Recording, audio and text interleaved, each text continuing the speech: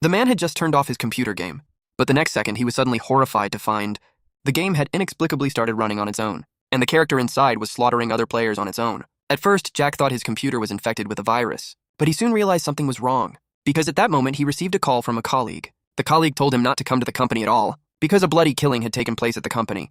The scene was already surrounded by police. At this moment, Jack happened to notice the character in the game had also killed all the enemies. Thinking there could be such a coincidence, Jack immediately felt a chill and lingering fear. So, to find out what was happening at the company, Jack made a video call with his colleague. He never expected to see the crime scene, which looked very similar to the scene in the game. To test the guess in his heart, he subconsciously waved at the character in the game.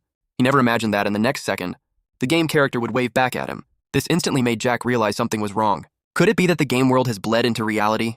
With a sense of doubt, Jack asked his colleague if a film crew was shooting a scene. Unexpectedly, the in-game character suddenly shook its head, as if it could hear Jack and his colleague talking.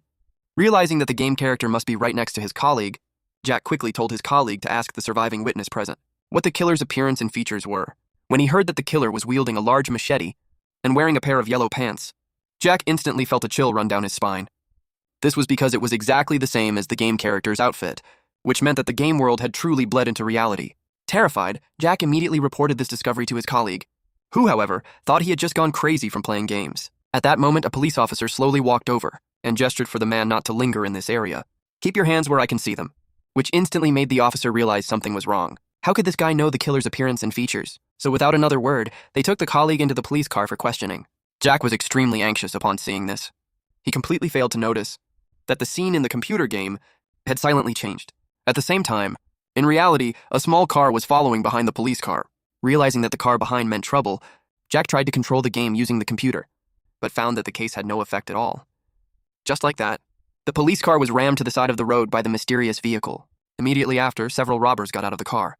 Without a word, they stuffed the colleague into their car and drove off. They eventually took him to a warehouse filled with torture devices. At that moment, the computer screen eerily changed again. It turned out the mysterious person wanted to play a game with Jack. If Jack won, they would let his colleague go. Otherwise, his colleague would suffer a brutal death. Hearing this, Jack quickly tried to quit the game. But no matter how many times he pressed, the computer remained unresponsive. However, as the character in the game was hurt, the torture device on his colleague began to tighten as well.